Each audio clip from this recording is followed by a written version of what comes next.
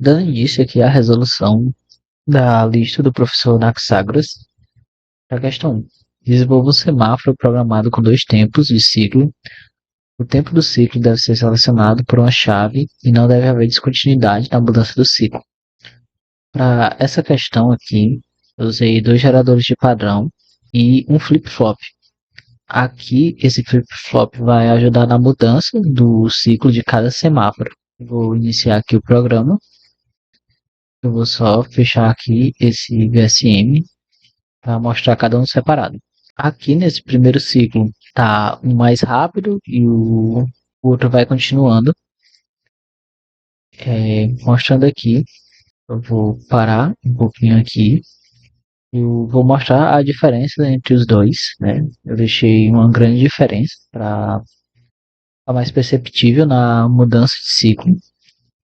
Então, quando eu rodar aqui e fizer a mudança do 0 para o 1, ele vai demorar um pouco menos em cada sinal. Voltando aqui a execução. Pronto, os dois fechados e aqui ficou verde. Aí mudei o ciclo. Ele não vai mudar instantaneamente. Ele vai esperar fechar o ciclo. Assim que fechar, ele vai fazer essa mudança. E aqui a gente pode perceber que ele vai demorar muito mais do que na primeira. Vou esperar o outro ficar vermelho para também a gente perceber isso no segundo semáforo.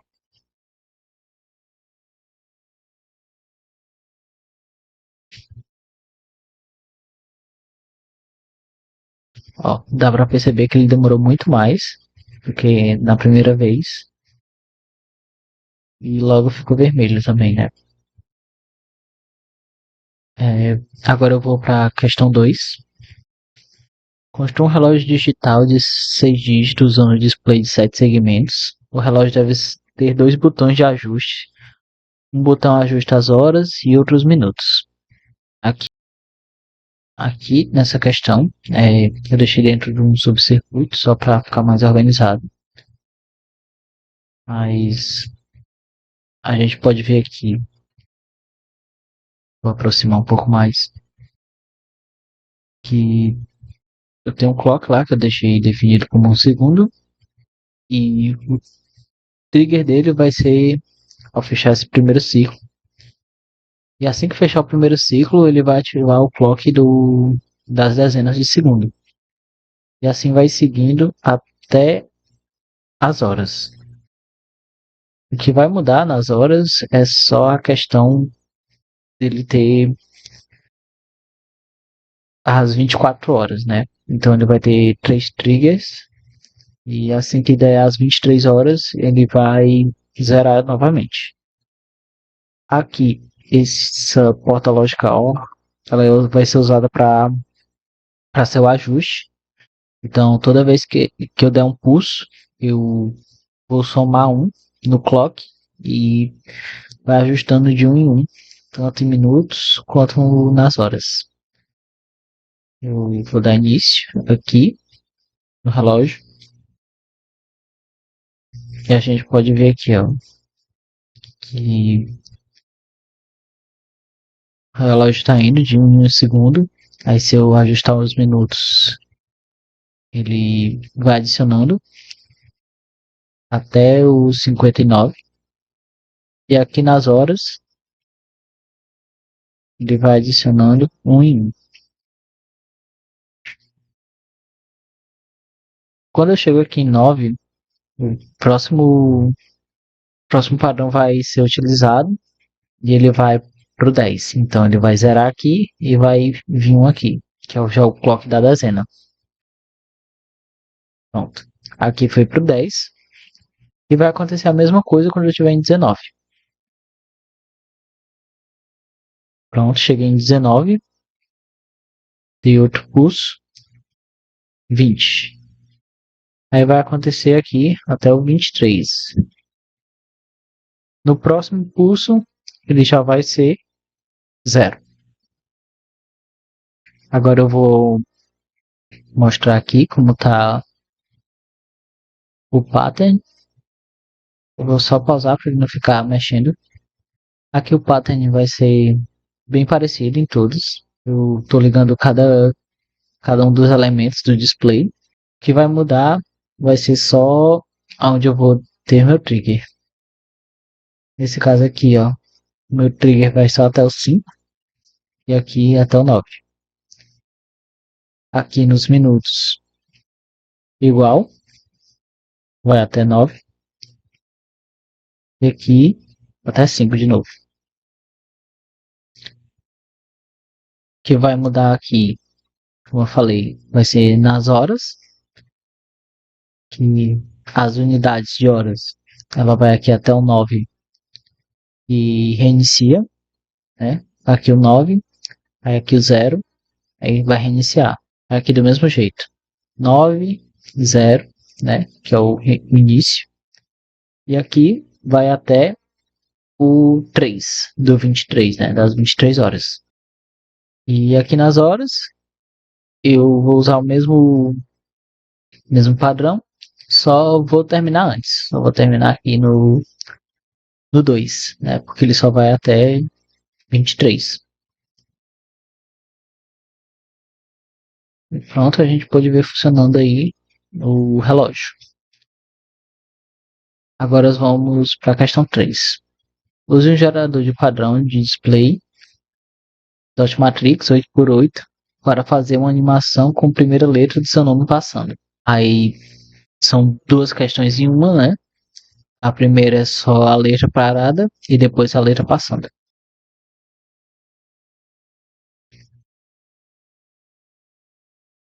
Questão 3.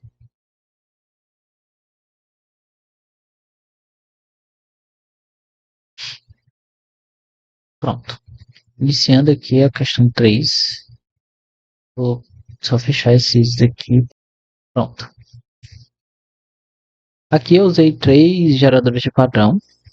O primeiro para as linhas e o segundo para as colunas. E esse último aqui só para ativar o trigger, né? Então, eu vou parar aqui. Esse daqui é a coluna passando, né? Eu aumentei muito o clock, que é para as letrinhas não ficarem piscando, né? Deixei uma alta frequência. E aqui, deixa eu rodar de novo. E aqui eu desenhei a letra A do meu nome e foi indicado que a cada 2 bits, né, ele acendesse um LED. Então eu fiz aqui a cada 2 bits, um LED ele vai acender. Pode ver aqui, ó, só um LED acendeu. Agora para segunda parte, é a mesma letra A, só que agora a animação ela vai passando, né? Como se estivesse se movimentando. Nesse caso aqui, é, eu tive que repetir o mesmo processo de cada um dos bits. E só aqui, que foi um pouco mais trabalhoso, que eu tive que fazer a animação passo a passo.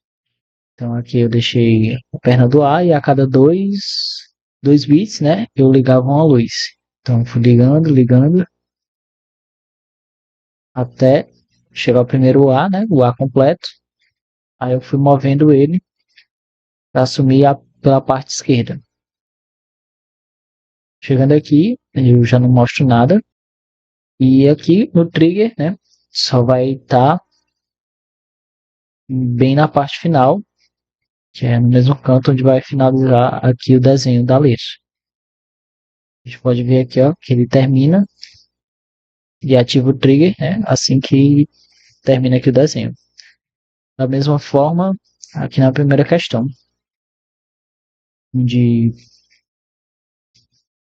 eu tenho o primeiro desenho e ele só vai ativar aqui o trigger assim que terminar o primeiro desenho. Então aqui eu vou só passar novamente para mostrar o display, né, do A passando. Agora, questão 4. Desenvolveu um medidor de frequência que meça de 10 a 99 Hz com um erro de 1 Hz. O gerador de padrão e o display BCD.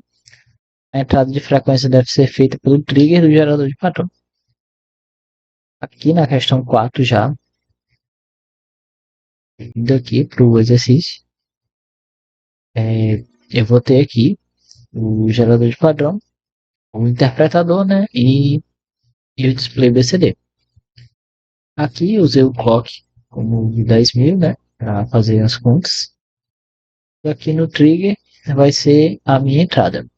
Então, eu deixei aqui inicialmente 101, que é acima, né, da minha frequência, então já é para mostrar erro. Então, quando eu rodo, ele já mostra erro. E se eu modificar aqui, deixa eu, por exemplo, colocar 40, mostrar 40 aqui no meu display. Então, rodando, deu 40, né? Então, eu podia dar o 39 ou 41, né? Já que tem um erro de 1 Hz. Mas ele só vai acontecer em frequências mais altas. Se eu colocar aqui, por exemplo, 97, bem provável que ele meça um a mais ou a menos. Foi o caso, aqui o 96. E aqui no padrão, né? Ele foi usado usando a tabela que eu usei para calcular os valores e depois modificar lá no arquivo de padrões. Então aqui mostra o erro, né? Que até e aqui já começa, né, do 99 até o 10. Né? Então, se eu for tentar um valor abaixo de 10, vou tentar aqui, por exemplo, 8, ele não vai aparecer nada, ele vai aparecer zerado.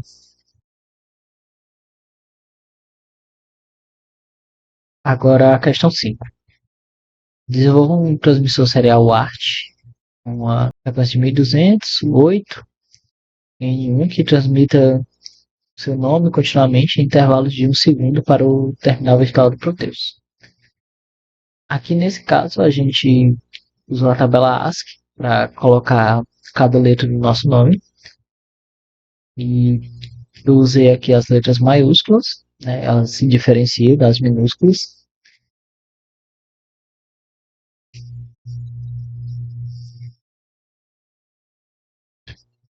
Aqui eu já deixei registrado, né, cada uma das letras e o espaço, para ficar mais simples. Então, aqui nas configurações, deixa eu mostrar primeiro aqui o clock, né, a frequência, e aqui de 1 segundo, né, e aqui de 1.2K, que nem mostra lá na questão, e de 1200 a frequência. Eu vou dar o play aqui, só fechar. Aí ele vai colocar meu nome. Vai ficar continuamente isso aqui mostrando Arthur, Arthur, Arthur. E mostrando aqui, né, o arquivo do padrão. Aqui ele vai começar com uma subida, uma descida e a leitura de cada letra. Nesse caso, a leitura ela é feita de forma invertida. Então aqui começa 1, 0, 0, 0, 0, 0, 1, 0, né? Que é o A. Então a gente pode perceber a mesma coisa aqui, ó. 1, 0, 0, 0, 0, 0, 1, 0. Aí aqui vai começar um novo ciclo. Uma entrada como 1, depois 0, Depois eu vou iniciar a segunda letra. Aqui a gente pode perceber ó, que é 0, 1, 0, 0, 1, 0, 1, 0. Que aqui é o contrário. 0, 1, 0, 0, 1, 0, 1, 0. E assim eu vou completando, né, até chegar aqui no final, que é só o espaço. Que é só para melhor destacado. Aqui vou só mostrar a configuração aqui. Pronto, aqui mostrando a configuração, né? A minha frequência, a taxa de bits e aqui os outros parâmetros que estavam lá na questão. Agora, indo para a questão 6, de acordo com a temporização do servomotor mostrado na figura abaixo, mostrou a máquina de estado com gerador de padrão que, através do seletor de 5 posições, passa o motor I para 5 ângulos pré-definidos. Então aqui a gente tem 5 ângulos, né, de 0 graus, 45, 90, 120, 180. E para isso, né, a gente teve que definir o quê? O máximo divisor comum entre eles, que é 15, e pegar o maior e ver a quantidade de partes que vai ser fatiado no nosso ciclo. Então, o máximo divisor comum entre eles aqui é o 15, e 180 dividido por 15 vai dar 12. Esse 12 quer dizer que é a quantidade de vezes, né, que a gente vai fatiar nosso círculo, e a gente vai usar ele também para usar a nossa frequência.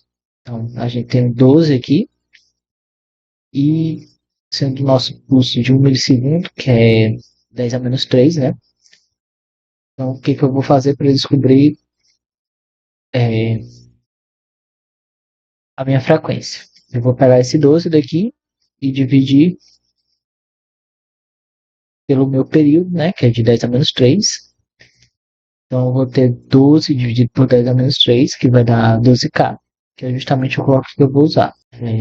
Só mostrando aqui, né, que é a frequência de 12K, que é o gerador de padrão, e aqui o rotor, que é onde a gente vai mudar para cada ângulo, né?